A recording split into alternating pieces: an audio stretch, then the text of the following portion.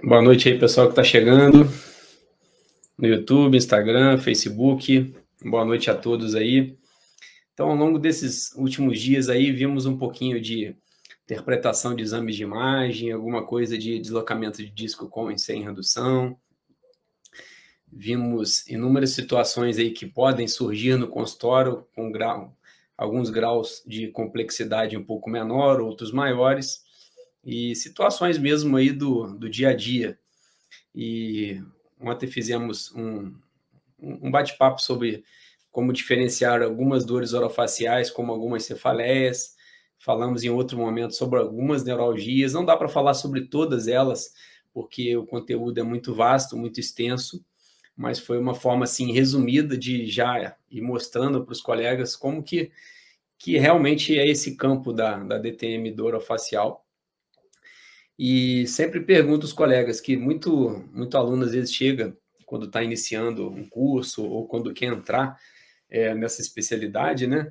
Sempre vem com uma pergunta, mas eu estou achando que eu não vou conseguir acompanhar, eu acho que a DTM é uma especialidade muito difícil, com um grau de complexidade muito grande.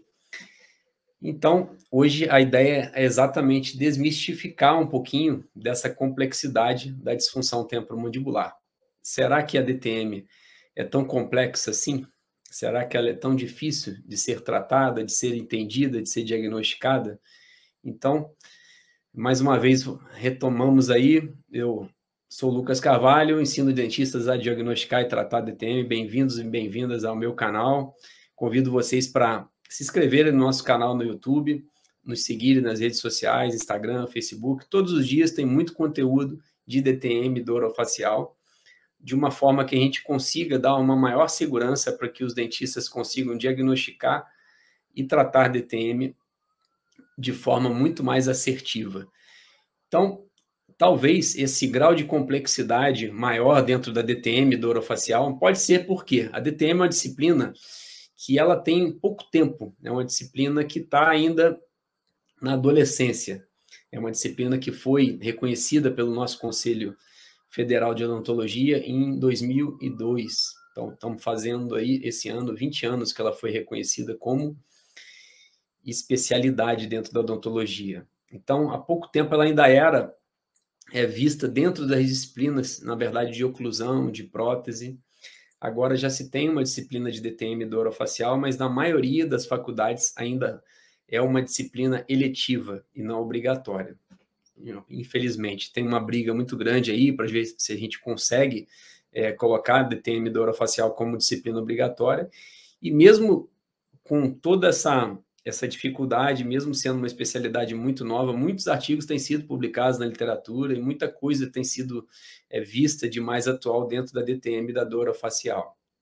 Talvez esse estigma de grau de complexidade da DTM pode-se em decorrência do profissional realmente atrelar a DTM, a disciplina de oclusão, a disciplina de prótese, e realmente não estudar a DTM na graduação a fundo, como a gente acaba estudando outras especialidades, como até mesmo a prótese, a cirurgia, a periodontia, a endodontia, a cirurgia.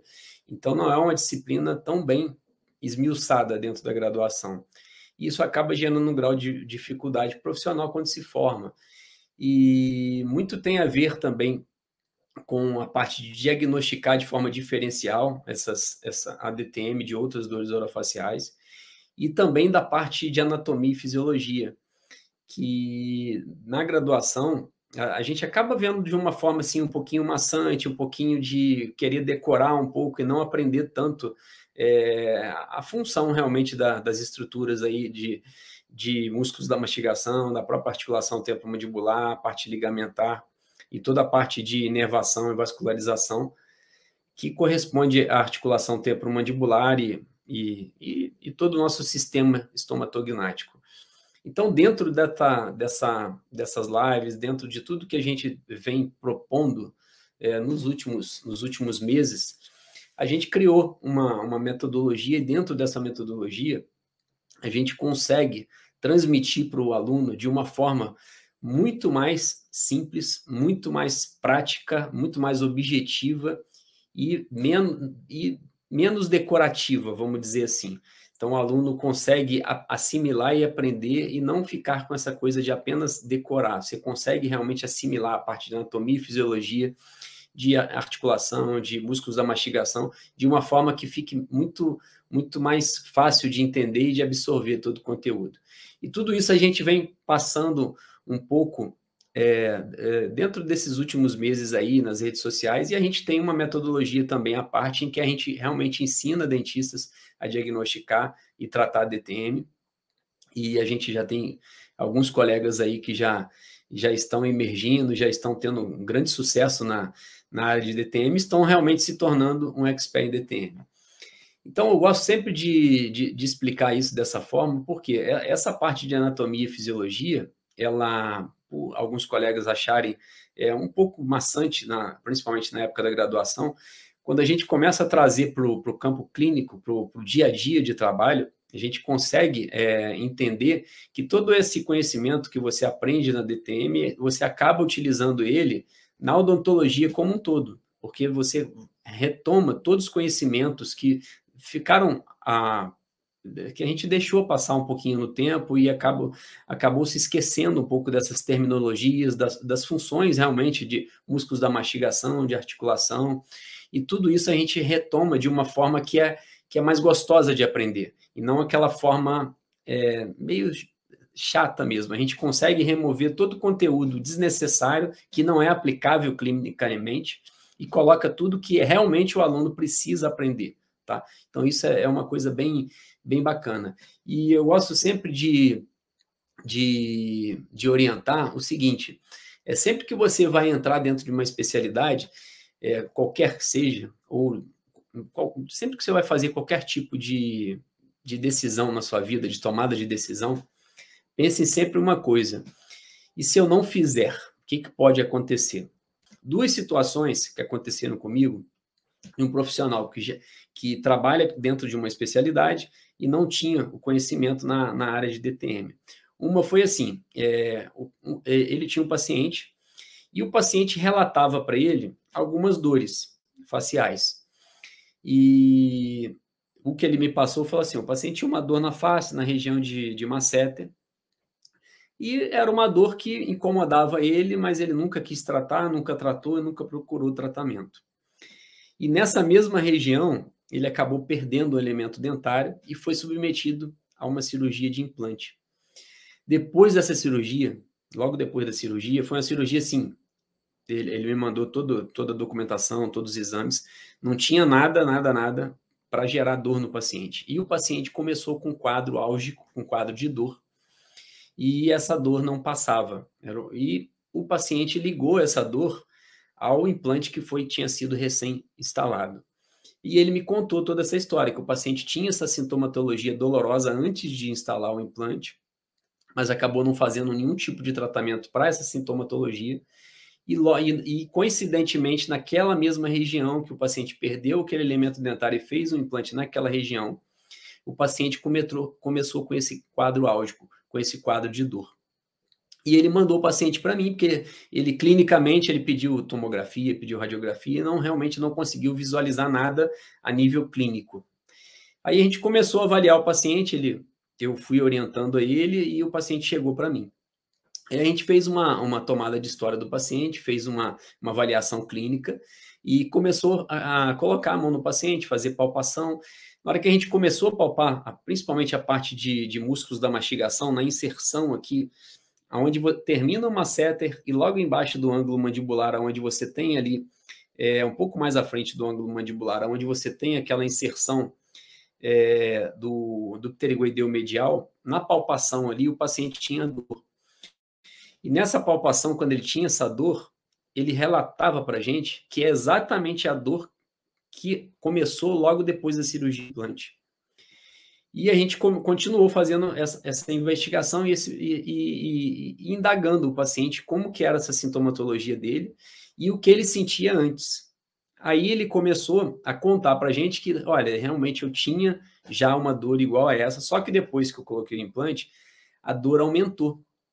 E eu fiquei preocupado, Mas eu realmente, no fundo, eu estava achando que não era do implante. Isso é o relato do próprio paciente. Resumindo, no final da história, realmente o paciente ele teve um diagnóstico de dor miofacial, que é uma dor muscular, e essa dor muscular, ela estava entre a região de masseter, a inserção do masseter, que é a parte mais inferior do masseter, e a região interna do ângulo mandibular, um pouquinho à frente do ângulo mandibular, que pega um pouco do pteregoideu medial.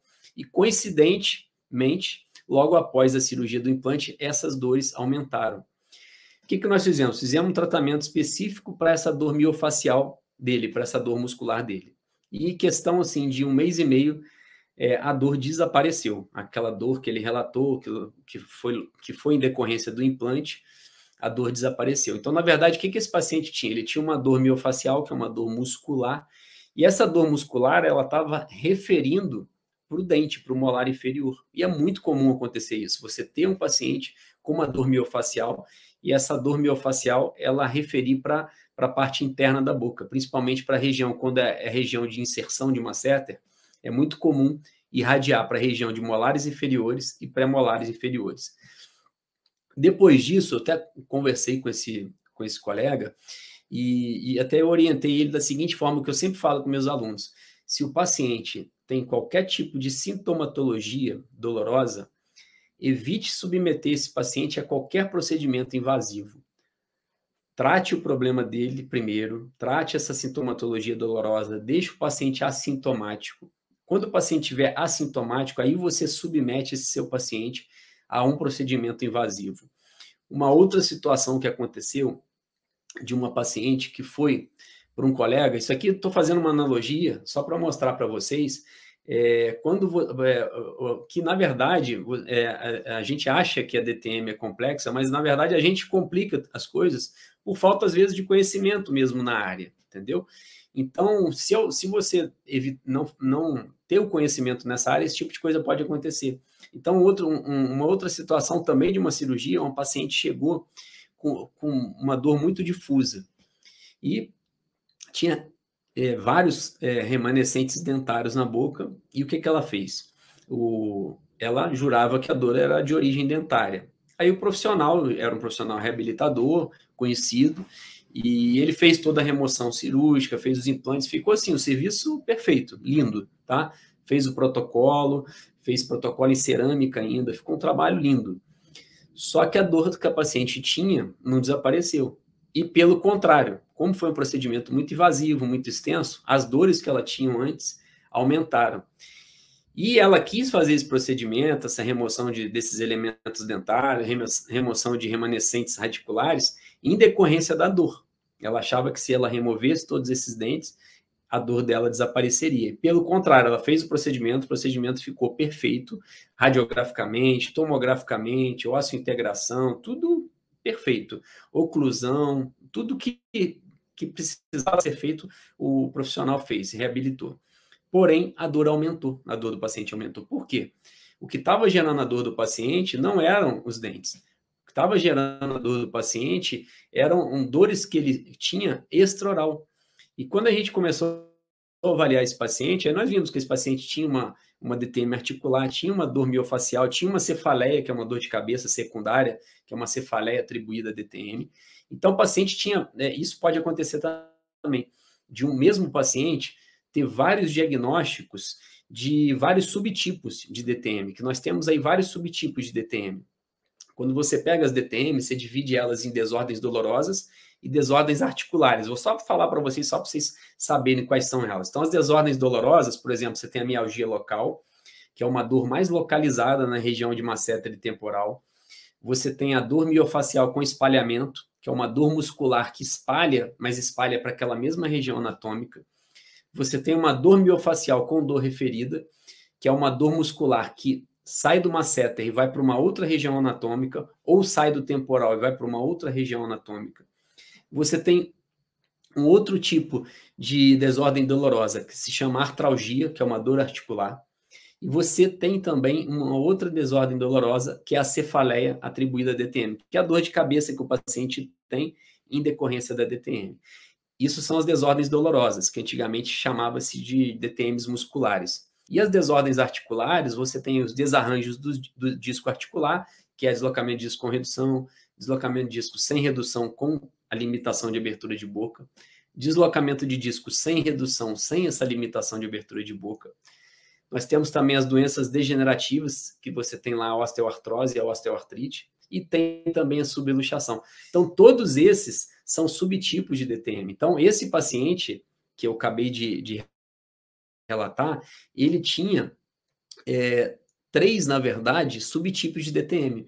Ele tinha uma cefaleia atribuída a DTM, ele tinha uma dor miofacial com dor referida, porque ele tinha dores musculares na região de masseter temporal, e essas dores estavam referindo para dentro da boca dele, para a região dentária.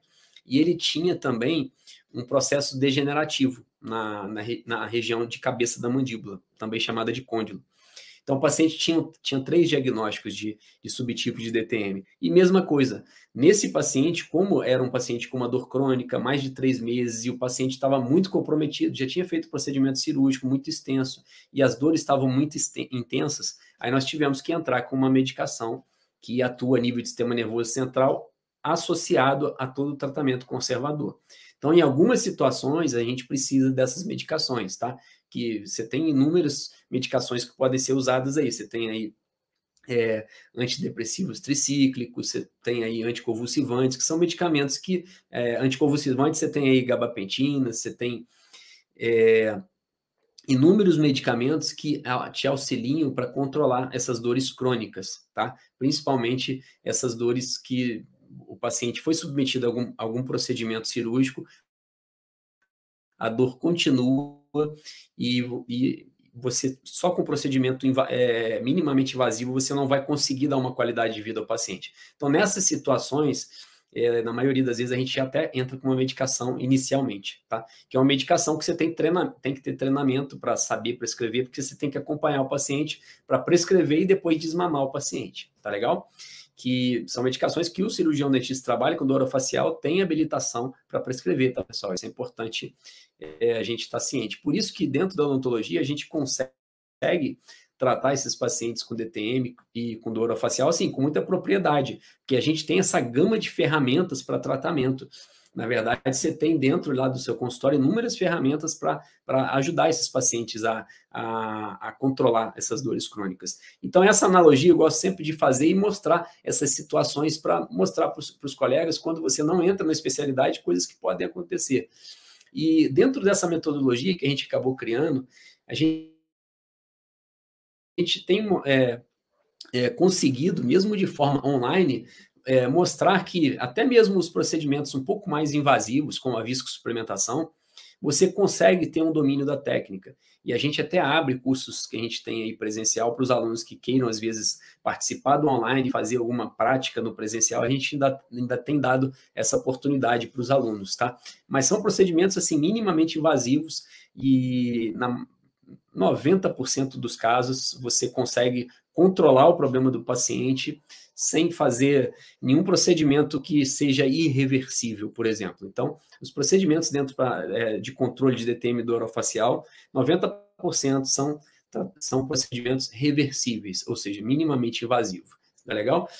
Agora, um jeito que eu gosto de falar, que poderia ser assim, que facilita, que seria assim, como se fosse um jeito certo de você aplicar mesmo toda essa metodologia e te auxiliar e te facilitar ali na tomada de decisão com o paciente, é ter um roteiro. E esse roteiro a gente conseguiu criar, porque o que a gente percebeu? Que você tem, por exemplo, inúmeros artigos publicados aí com vários questionários para você conseguir diagnosticar DTM. Mas você tem pouco treinamento dos profissionais, até mesmo nos cursos de especialização, a gente vê os profissionais que às vezes já fizeram um curso de especialização e vêm para fazer o curso com a gente vê assim que os profissionais não têm muito treinamento para receber o paciente, como receber o paciente, como abordar o paciente inicialmente, o que perguntar, o que indagar, qual roteiro seguir. Então, dentro dessa metodologia Expert DTM, eu comecei a ver que tinha muita falha nos questionários que são publicados e validados na literatura para diagnosticar DTM. E a gente conseguiu pegar todos os questionários assim bons e colocar assim de uma forma assim mais sucinta, mais metodológica e mais simplista, para que o profissional que nunca trabalhou com DTM consiga aplicá-la, tá? Então isso aí assim, você ganha muito tempo, você torna o teu procedimento, suas consultas extremamente mais rápidas e o diagnóstico assim, com uma consulta de 30, 40 minutos você consegue diagnosticar, já traçar um roteiro de tratamento, já dar o planejamento para o paciente e já conseguir identificar nessa consulta inicial, que eu gosto sempre de explicar isso, tanto para o paciente quanto para os alunos, é identificar as possíveis causas. Porque não adianta você fazer um tratamento para qualquer doença e você não conseguir identificar o que está causando aquela doença, senão você vai ficar enxugando gelo. Você vai tratar a DTM, o paciente vai ficar curado, vai ficar sarado, daqui a pouquinho volta tudo. Porque você não conseguiu identificar o agente causador e não conseguiu controlar esse agente causador. Então, a gente tem também toda uma estrutura de fazer uma sondagem com o paciente e uma orientação com o aluno para que ele consiga esmiuçar e investigar o paciente para que ele consiga realmente identificar o que está causando a DTM no paciente. Então, tudo isso a gente consegue mostrar dentro dessa metodologia que foi criada, que é a metodologia Expert em DTM. Dessa forma, a gente consegue e observa que os alunos conseguem com uma maior facilidade diagnosticar, tratar a DTM com muito mais segurança. Agora eu queria dar mais uns 2 exemplos de casos clínicos e fazer esse bate e volta com vocês. E fico aberto também para perguntas, caso alguém queira fazer algum tipo de pergunta, alguma solicitação de algum caso, de algum paciente que vocês tenham no consultório, queiram fazer um bate-papo, alguma pergunta, alguma coisa. E vou dar um exemplo de 2 situações. Uma, o que às vezes os dentistas têm uma certa dificuldade e gera um pouco de dúvidas. São pacientes que têm sons articulares na forma de estalido. Por que eu estou falando isso? Porque a ideia hoje é debater casos que podem ser considerados complexos pelos colegas. E a ideia é exatamente desmistificar um pouquinho, pelo menos, essa complexidade da DTM. Então, você imagina que chegou um paciente para você, doutor, eu estou com um estalo aqui perto do meu ouvido. Toda vez que eu abro a boca, eu tenho esse estalo. O que eu faço, doutor? O que vocês respondem para o seu paciente? Você tem que tratar, você tem que fazer um exame, você tem que encaminhar ele para um dentista que tem habilitação na área de DTM. O que vocês fazem? Encaminha para fazer um procedimento cirúrgico. O paciente que chega com qualquer tipo de som articular. Só que vamos pensar no estalido, naquele som de clique. O paciente que tem o estalido, que tem esse som de clique, porque você pode ter 2 tipos de sons articulares. O estalido e você pode ter a crepitação. O que é o estalido? É aquele estalinho mesmo, é como se estivesse estalando, dar um toquezinho na língua. Ó. Então, esse estalido, esse estalo, também chamado, ou clique, ele está relacionado ao deslocamento de disco com redução. E você tem um outro som articular, que é a crepitação. O que seria a crepitação? A crepitação é um som que o paciente sente, parece que tem areia dentro da articulação. O paciente fala que parece, doutor, parece que está um rangido aqui dentro. Sabe quando faço serrote na madeira, doutor? Mesma coisa, fica assim um reco-reco quando eu abro e fecho a boca. Isso é o som de crepitação. Só para você poder entender e saber também orientar o paciente para você ter a tomada de decisão. Quando o paciente tem esse som de crepitação, você começa a pensar num processo de degeneração da cabeça da mandíbula. Ou seja, ou uma osteoartrose ou uma osteoartrite. Aí, nessas situações, é interessante você pedir uma tomografia computadorizada com NIBIM para avaliar a estrutura óssea, para ver se realmente tem a degeneração. Agora, pensando nesse caso que eu acabei de dar o exemplo, que é o estalido. No estalido, o que acontece? Você tem lá a cabeça da mandíbula posicionada dentro da fossa mandibular. Então, vamos pensar aqui. Ó. Deixa eu pegar esse crânio aqui, só para facilitar um pouquinho, para vocês darem uma relembrada aí. Então, você tem aqui, ó, aqui você tem uma masseter. Ó. Vou tirar um pouquinho uma masseter daqui, tá? Acho que está dando para ver aqui a cabeça da mandíbula, tá? Rosinha aqui sobre a cabeça da mandíbula, você tem o disco articular. E o paciente está com a boca fechada, tá? Então, nesse momento, o disco teria que estar exatamente onde ele está, entre a fossa mandibular e a cabeça da mandíbula. O paciente com a boca fechada, ou em repouso, com os dentes levemente desencostados. Em uma situação ou na outra, o disco articular tem que estar interpondo ali cabeça da mandíbula, fossa mandibular. Se por algum motivo esse disco articular vier para anterior, ele anteriorizar, o que normalmente acontece? Quando você começa a abrir a boca, a banda posterior do disco, pessoal, ela é mais espessa, tá? Você tem um disco no formato de gravata borboleta, e a banda posterior dele, a parte posterior do disco é mais grossa, mais espessa. E a parte do meio do disco, que a gente chama de zona intermediária, ela é mais fina, que é a região onde tem o contato, tá, do movimento de abrir e fechar a boca. Então, o contato da cabeça da mandíbula com a fossa é na zona intermediária do disco. Se você tem o disco anteriorizado, quando você começa a abrir, então você tem aqui a fossa, a cabeça da mandíbula está aqui. Então você começa a abrir a boca e o disco está para frente, está aqui anteriorizado, a cabeça da mandíbula começa a fazer um movimento de rotação para sair de dentro da fossa mandibular. Nesse sair da fossa mandibular, como o disco está anteriorizado, a cabeça da mandíbula ela bate na banda posterior do disco e dá esse som de clique, de estalido. E ela faz o movimento, ou seja, ela é como se ela estivesse recapturando o disco, tá? Então o disco está anteriorizado, ela toca na banda posterior do disco e consegue entrar novamente aquela parte intermediária que estava lá para frente, ela encaixa novamente por cima ali da cabeça da mandíbula e o paciente volta, consegue fazer todo o movimento de abertura de boca. Quando o paciente começa a fechar a boca, o que acontece? Quando a cabeça da mandíbula volta para a fossa mandibular, o disco anterioriza novamente e dá um outro som articular de clique, de estalido, tá? Isso é chamado deslocamento de disco articular com redução. Por que com redução? Porque se ele está anteriorizado, ele é reduzido, ou seja, o deslocamento para anterior, ele é reduzido durante a abertura de boca. E o paciente faz o movimento todinho de abertura de boca, quando volta para dentro da fossa mandibular, o disco escapa novamente e dá o som articular de clique, de estalido. O deslocamento de disco com redução trata ou não trata? Se o paciente tiver sintomatologia dolorosa, ou seja, o paciente tem dor e tem o deslocamento de disco com redução, e você observa que a dor está relacionada a essa alteração, aí sim você trata. Agora, se o paciente não tiver sintomatologia dolorosa e se esse som articular for um som suave, que não incomode ao paciente socialmente, esse deslocamento de disco com redução ele pode ser considerado uma alteração de normalidade e não precisa ser tratado. Agora, uma outra situação, esse mesmo paciente que tem o deslocamento de disco com redução e não tem sintomatologia dolorosa, porém, o som articular incomoda a ele socialmente, quando ele vai falar, quando ele vai se alimentar, quando ele vai beijar. E ele te procura para isso. Fala, doutor, toda vez que eu vou ao cinema, estou comendo pipoca, fica dando esses estalos aqui. Toda vez que eu vou beijar, fica dando esses estalos aqui.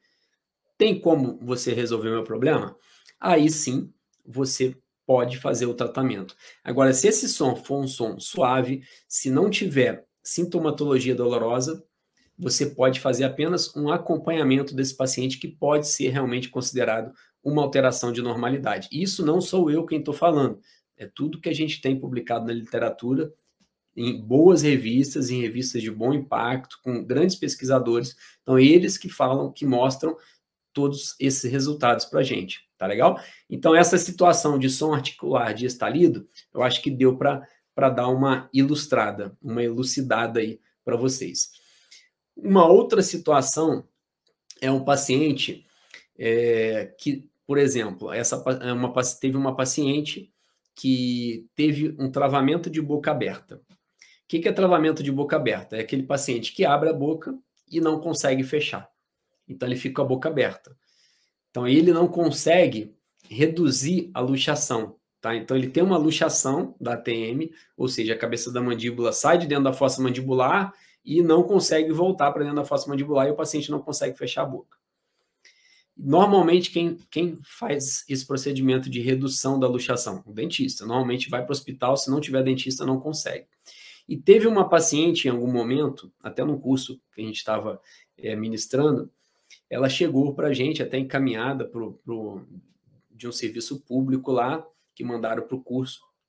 E a paciente tinha ficado de um dia para o outro no hospital com a boca aberta, com travamento de boca aberta, porque demorou a aparecer algum dentista para poder ajudar, ela era cidade do interior, tá? Então, deixa eu só ler a pergunta aqui da doutora Emanuele Coutinho, que aí eu termino essa conclusão aqui e respondo, senão alguém faz outra pergunta, ela sai daqui. Estou com um paciente que sofre de estalo constante, ele relata que ao beijar sente estalo ou comer também, com isso deverá ser tratado. Tá.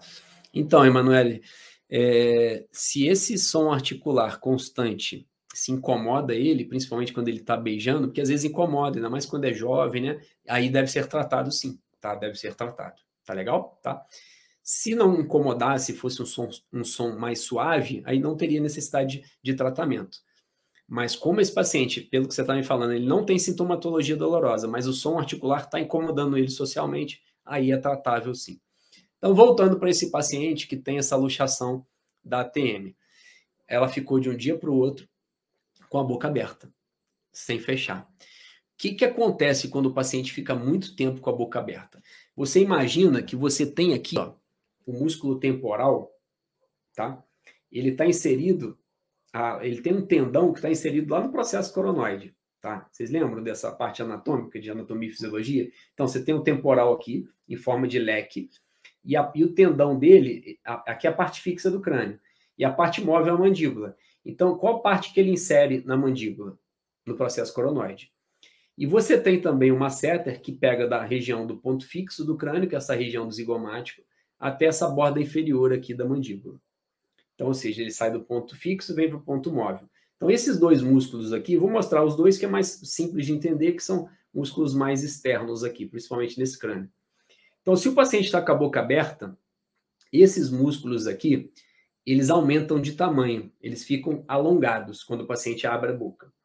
Só que quando você tem uma luxação, ou seja, um travamento de boca aberta, você tem um efeito desses músculos aqui querendo contrair o tempo todo. Então, por que ele tenta a contração? Para poder fechar a boca. Então, você imagina essa paciente, por exemplo, coitada, ficou a noite inteira tendo contração nesses músculos aqui. Além de ter contração nesses músculos, tem o pterigoideu medial também, que passa aqui dentro, tá? Na superfície interna aqui, ó, do ângulo mandibular, tá vendo? Então, ainda tem o pterigoideu medial também. E esses três músculos, eles ficam tentando contrair. Por quê? Eles são responsáveis pelo fechamento de boca. E o paciente está com a boca travada aberta. Você imagina uma noite inteira e um resto do dia seguinte, esses músculos contraindo. A paciente chegou para a gente cheia de dor, tá? Cheia de dor. E cheia de dor miofacial, cheia de dor muscular. O que nós fizemos? Fizemos todo um protocolo de tratamento para dor muscular e no mês seguinte ela já estava boa, já tinha melhorado, tá? E nesses casos, pessoal, de travamento de boca aberta, de luxação, você tem que passar algumas orientações para o paciente, porque normalmente esses pacientes que têm luxação da ATM são pacientes que têm o que a gente chama de hipermobilidade articular, na maioria das vezes. O que é hipermobilidade articular ou até mesmo lacidão articular? São pacientes que, por exemplo, o paciente fica em pé, a perna dele dobra assim. É aquele paciente que tem uma hipermobilidade em todas as articulações. E quando ele abre a boca, ele tem uma abertura de boca, a gente brinca que é igual a boca de jacaré. Você tem uma abertura de boca de 60 milímetros. 60 milímetros é muita coisa para o paciente abrir a boca, tá? Então, esse paciente que abre demais a boca, que tem essa hipermobilidade articular, ele já tem uma predisposição a ter esses travamentos de boca aberta. Então, você tem que passar algumas orientações para o paciente para que ele evite realmente de fazer movimentos exagerados de abertura de boca, tá? Se for comer um sanduíche, evitar sanduíches muito grandes, porque se ele abre demais a boca, ele pode ter o travamento de boca aberta. E fazer um processo de reeducação, de reprogramação da musculatura, para que você consiga reeducar a musculatura e fortalecer ela de forma que o paciente consiga controlar melhor a abertura de boca e não abra demais, tá? Aí você tem uma série de reprogramação mandibular que normalmente nós fazemos, tá legal? Mas só um breve relato de alguns casos clínicos, tá? E até para poder trazer um pouco mais de informação para vocês, que a DTM, quando bem, um profissional bem treinado para diagnosticar e tratar, a gente realmente consegue simplificar muita coisa dentro da DTM e da dor orofacial. Eu acho que eu consegui te responder, né, Emanuele, na pergunta aí. Se não, você manda aí um oi e pode indagar novamente, tá joia? Obrigado aí por participar, tá legal? Então, pessoal, é isso aí que eu tinha para passar hoje. São bate-papos assim para não se tornarem muito longos. Aproveitar o José Vinícius aqui, ó. Boa noite. Quando encaminhar para avaliação de DTM, os pacientes com arterite temporal e claudicação mandibular, tenho sempre pedido avaliação para DTM, pois sempre fico com a impressão de ser a causa. Grande Zé Vinícius, doutor José Vinícius aí, neurologista da UF, é um amigo aí que eu falei que a gente vai fazer um bate-papo aí entre a neuro e a DTM. Zé Vinícius, então, esses pacientes assim que têm arterite temporal e essa claudicação mandibular, eu acho que vale muito a pena e você está exatamente pensando certinho mesmo em encaminhar esses pacientes para uma avaliação com um profissional que trabalha com DTM e dor orofacial. E ainda vou além ainda, fazendo um breve bate-papo com você em relação à parte neurológica. Cara, eu tenho atendido muito paciente que tem cefaleia tensional, que tem migrânia e tem a DTM. Impressionante, cara. A prevalência da DTM nesses pacientes migranosos, nesses pacientes que têm cefaleia tipo tensional, então muito prevalente, cara. Inclusive, o estudo que eu fiz na Universidade Federal Fluminense lá na época, os pacientes que tinham, por exemplo, esclerose múltipla, teve uma prevalência bem relativa de DTM nesses pacientes. Nós fizemos um acompanhamento com grupo controle, então você tem inúmeras doenças neurológicas, esses tipos de cefaleias, que realmente o paciente pode ter uma comorbidade, pode ter a DTM como comorbidade, principalmente nessa situação aí que o Zé Vinícius falou de pacientes com arterite temporal. Mas a gente vai fazer um bate-papo, Zé Vinícius, mais a fundo aí entre a neuro e a DTM, eu acho que vai ser bem bacana aí. Vamos combinar, vamos ver se a gente tira isso aí do papel, que a gente acabou não tirando do papel. A gente programou, o filho dele acabou nascendo, aí a gente acabou deixando passar. Mas o Zé Vinícius é um grande amigo, neurologista aí, muito conhecido no Rio de Janeiro, e a gente acabou fazendo, na época, um mestrado junto lá na Universidade Federal Fluminense, eu como dentista, ele como neurologista, né? Tá joia? Então, se alguém tiver mais alguma pergunta, pessoal, não sei se eu consegui te responder, Zé Vinícius. Valeu, Zé Vinícius, um abração, meu irmão. Eu que te agradeço aí por participar, cara, tá? Um neurologista participando de uma live aí, sempre agrega muito pra gente, né? E depois a gente faz um bate-papo com eles, falando um pouquinho aí da arterite temporal, falando um pouquinho das cefaleias. Acho que vai ser legal quando, até para a visão neurológica para nós dentistas é bem interessante. Tá legal? Pessoal, me despeço aí de vocês, agradeço a atenção, agradeço a presença mais uma vez. Amanhã é o nosso último dia de live da semana, tá? E vamos estar aí mais uma vez às 21 horas na sexta-feira, falando mais um pouquinho sobre DTM e dor orofacial. Fiquem com Deus, um restinho de semana abençoada aí, e o final de semana já está chegando. Um grande abraço, pessoal.